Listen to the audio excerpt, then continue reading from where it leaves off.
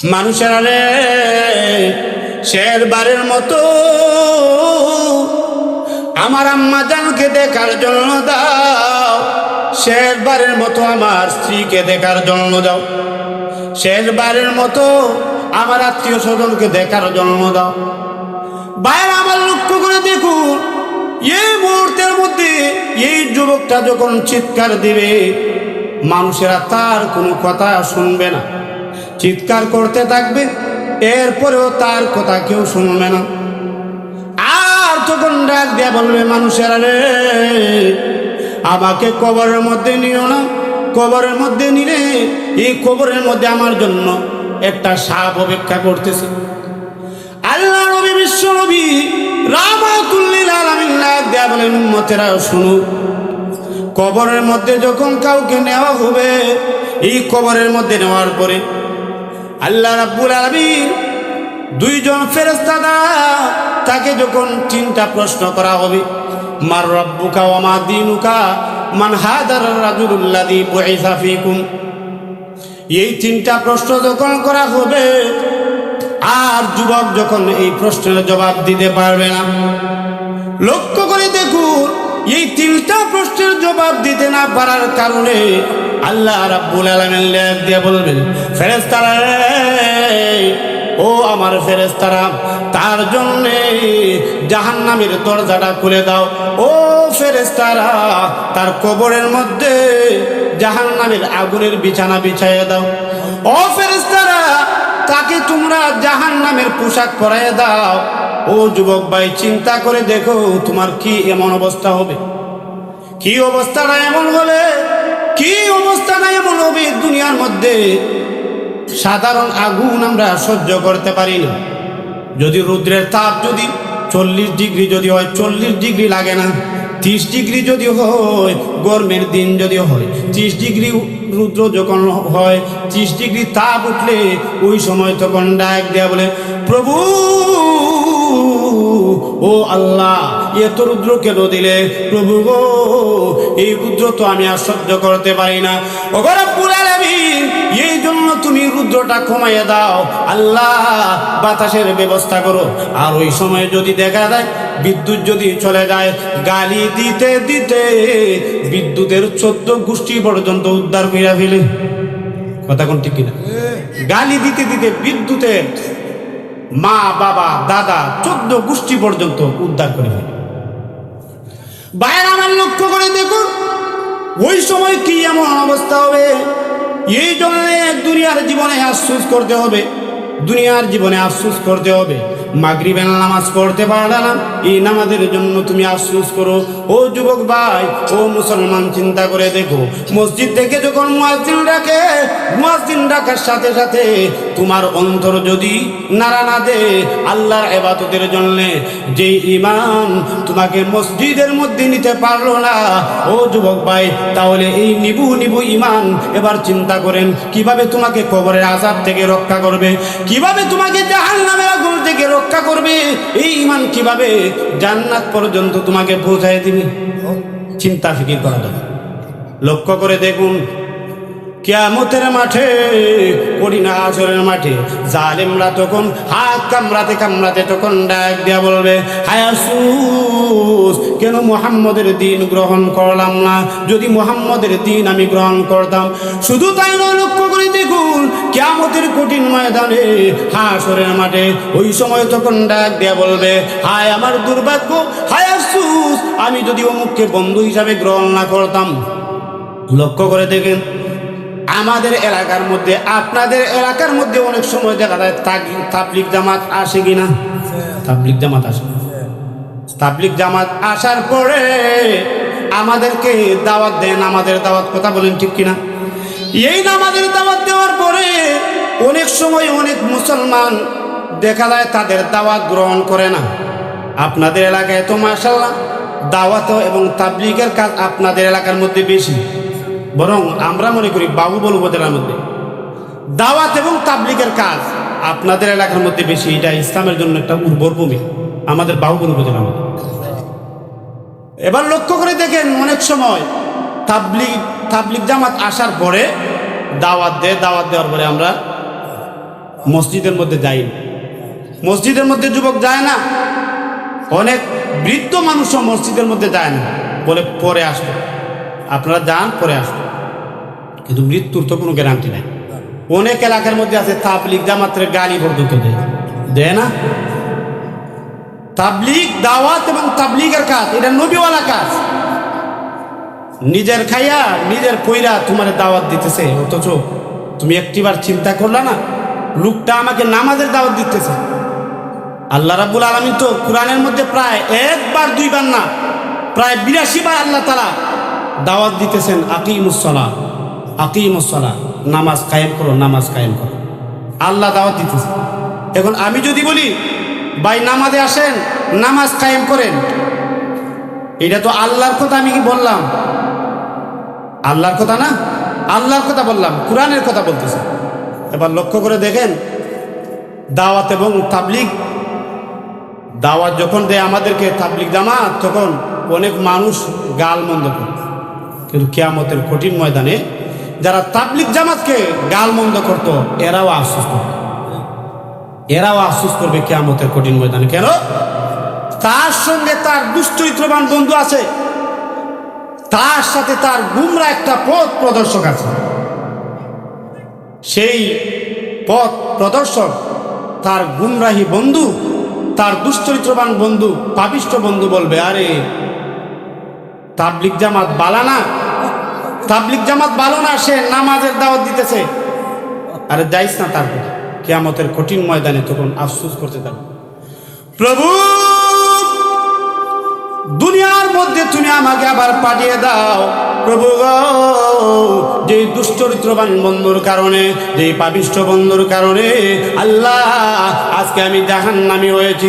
ও রাব্বুল আলামিন, যে দুশ্চরিত্রবান বন্ধুর কারণে আমি জাহান্নামী হয়েছি, ও রাব্বুল আলামিন আপনি আমাকে আবার দুনিয়ার মধ্যে পাঠিয়ে দিন।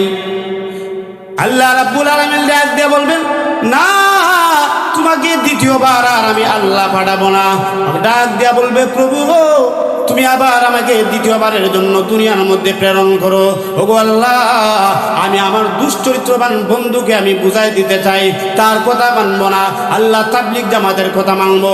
ও রাব্বুল আলামিন, তাবলিগ জামাতের কথা মেনে আমি মসজিদের মধ্যে যাব, আল্লাহ তাবলিগের মধ্যে আমি সময় লাগাবো, 1 চিল্লা লাগাবো, 3 চিল্লা লাগাবো, আল্লাহ 1 সাল লাগাবো, 1 বছরের জন্য লাগাবো, আল্লাহ জীবন বর্ষ দাওয়াত এবং তাবলিগের মধ্যে কাটাই দেব। ওই সময় আফসোস করলে কাজে আইবনি? আর একটু জোরে কোন না, কাজে আসবে না। ওই সময় আফসোস করলে কাজে আসবে না। এই জন্য আমার ভাইয়েরা, মরার আগে মরতে হবে। ও আমার যুবক ভাইয়েরা, লক্ষ্য করে দেখো কার জন্য দুনিয়ার জীবনে তুমি এত লক্ষ লক্ষ টাকা, কোটি কোটি টাকা তুমি অর্জন করতেছো, কোটি কোটি টাকা তুমি কামাই করতেছো। ও মুসলমানেরা, লক্ষ্য করে দেখো, তোমার এলাকার মধ্যে যখন যুবক মারা যায়, তোমার এলাকার মধ্যে যখন কোটিপতি মারা যায়, কোটিপতি মারা যাওয়ার পরে, সে মারা যাওয়ার পরে উপস্থিত সময়ে দেখবেন তার জন্য দান সৎকার করা হয় না? উপস্থিত সময় তার জন্য দান সৎকার করা হয়, কিন্তু সে যখন মারা গেল, মারা যাওয়ার পরে দিন দিন যাচ্ছে, বছরের বছর যাচ্ছে, বছরের বছর যায়, এরপরেও দেখবেন তার জন্য কোনো দান সৎকার করা হয় না, তার কবর জিয়ারত করা হয় না, তার জন্য 1 টাকাও সৎকার করা হয় না। এইরকম দুনিয়ার মধ্যে এইরকম মানুষ আছে কি নাই? আছে, হয়তো আপনাদের এলাকার মধ্যে নাই। যিনি কোটি কোটি টাকার সম্পদ তোমাকে বানালেন, তোমার বাবা তোমার জন্য কত কিছু করছে, তোমার বাবা ভালো পোশাক পরে নাই, টাকা খরচ হয়ে যাবে বলে, ভালো জুতা কিনে নাই, টাকা খরচ হয়ে যাবে বলে তোমার বাবা কবরে, আজ তুমি হাজার হাজার টাকা খরচ করছো, অথচ তোমার বাবার জন্য কোনো কিছুই দিতে পারলে না। বাইরে আমার এই জন্য আসুন, মৃত্যুর আগে আগে দান সৎকার করতে হবে, মৃত্যুর আগে আগে। কথা বলেন ঠিক কিনা? ও মুসলমান ভাইয়েরা, মৃত্যুর আগে আগে যদি কোনো কিছু দিয়ে যান, তাহলে ওই দান সৎকার আপনার খবরে যাবে। মনে করেন আপনাদের মুদাফরপুর আশরাফুল উলুম মাদ্রাসা, এই মাদ্রাসার মধ্যে যদি আপনি 1000 টাকা দেন, 2000 টাকা দেন, 5000 টাকা দেন, কিয়ামতের কঠিন ময়দানে আল্লাহ রাব্বুল আলামিন তোমাকে দেখাবেন উহুদ পাহাড় পরিমাণ সওয়াব। সুবহানাল্লাহ। নাই প্রভু, প্রভু গো, এত সওয়াব তো আমি করলাম না। ও রাব্বুল আলামিন, এত সওয়াব কিভাবে হলো? আল্লাহ রাব্বুল আলামিন ডাক দিয়া বলবেন, বান্দারে, ও বান্দা, অমুক ওয়াদের দিন তুমি মুদাউরপুর আশরাফুল উলুম মাদ্রাসার মধ্যে 1000 টাকা দিছিলা, 2000 টাকা দিছিলা, 5000 টাকা দিছিলা। বান্দারে, এই সওয়াবকে আমি বৃদ্ধি করতে করতে আমি উহুদ পাহাড় পরিমাণ বানাই দিলাম। ভাইরা আমার, লক্ষ্য করে দেখুন, কিয়ামতের কঠিন ময়দানে নূহ পয়গম্বরের উম্মতেরা তখন ডাক দিয়া বলবে, আফসোস, কেন নূহ পয়গম্বরের দিন গ্রহণ করলাম না? মুসা পয়গম্বরের কওমে ডাক দিয়া বলবে, হায় আফসোস, আমি কেন মুসার সঙ্গে থাকলাম না? এইভাবে ঈসা পয়গম্বরের উম্মতেরা ডাক দিয়া বলবে, ও আল্লাহ, আমি কেন ঈসার সঙ্গে হলাম না? ইব্রাহিম পয়গম্বরের লোকেরা ডাক দিয়া বলবে, হায় আফসোস, আমি যদি ইব্রাহিমের সঙ্গে হতাম কতই না ভালো হতাম। লক্ষ্য করে দেখুন, এইভাবে মক্কার বেঈমান কাফের আবু জেহেল, উতবা সাইবা, এরপরে উতবা সাইবা, এরপরে উবাই ইবনে খলফ, উমাইয়া ইবনে খলফ, যত বেঈমান কাফেরেরা রয়েছে, ওই সময় কিয়ামতের ময়দানে কঠিন হাসরের মাঠে তখন ডাক দিয়া বলবে, আফসোস, আমি মুহাম্মদের ধর্ম যদি অনুসরণ করতাম। ওই সময় লোভ লালসা করবে, লোভ লালসা করবে। ওই সময় আফসোস করলে কোনো কাজ আইবনি। আর একটু দূরে খন না। লক্ষ্য করে দেখুন, কিয়ামতের মাঠে কঠিন হাসরের ময়দানে ওই সময় বিশ্ব নবীর সাহাবীরা ওই সময় আনন্দ করতে থাকবে আর ডাক দিয়া বলবে, ও রাব্বুল আলামিন, আল্লাহ, ওয়া ক্বালু আলহামদুলিল্লাহিল্লাযী সাদাকানা ওয়া'দাহু ওয়া আওরাসানাল আরদা নাতাবাওয়াউ মিনাল জান্নাতি হাইযু নাশা। আল্লাহ রাব্বুল আলামিন বলেন, ওই সময় মুমিন বান্দারা আবু বকর সিদ্দিক রাদিয়াল্লাহু তাআলা আনহু, উমর রাদিয়াল্লাহু তাআলা আনহু, সমস্ত মুমিনেরা আল্লাহ রাব্বুল আলামিনের প্রশংসা করতে থাকবে। ওগো আল্লাহ, তোমার জন্য সমস্ত প্রশংসা। ও আল্লাহ, তুমি আমাদেরকে জান্নাত দান করেছো। ও আল্লাহ, আমরা মুহাম্মদের সঙ্গী হয়েছিলাম। আল্লাহ গো, আমরা ইসলাম ধর্ম গ্রহণ করেছিলাম, এই জন্য সমস্ত প্রশংসা। আল্লাহ, তুমি আমাদেরকে হেদায়েত দিয়েছিলে। ওই সময় আনন্দ করতে থাকবে, আনন্দ করতে থাকবে। পক্ষান্তরে যারা বিশ্ব নবী রাহমাতুল্লিল আলামিনের সঙ্গে হয়েছিল, তারা কিয়ামতের কঠিন ময়দানে তারা আনন্দ উল্লাসে মেতে উঠবে। ওই সময় তাদের আর পস্তাতে হবে না, আফসোসও করতে হবে না।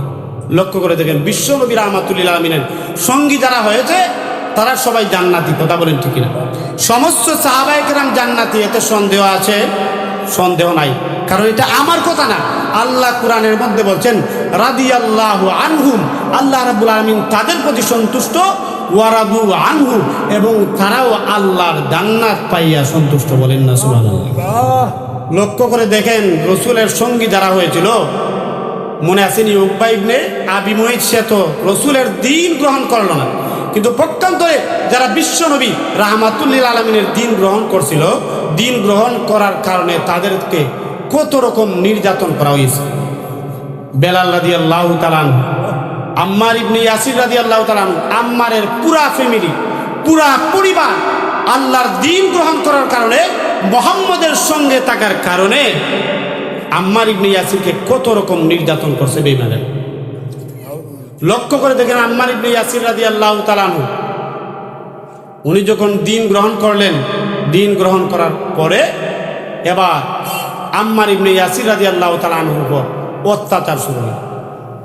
ভাই আমার, লক্ষ্য করে দেখো, আম্মার ইবনে ইয়াসির রাদিয়াল্লাহু তাআলা আনহু যে মাত্র আল্লাহর নবী বিশ্ব নবী রাহমাতুল্লিল আলামিনের দরবারে গেলেন, আল্লাহর নবীর দরবারে গিয়ে তখন কালেমা পড়ে মুসলমান হয়ে গেলেন।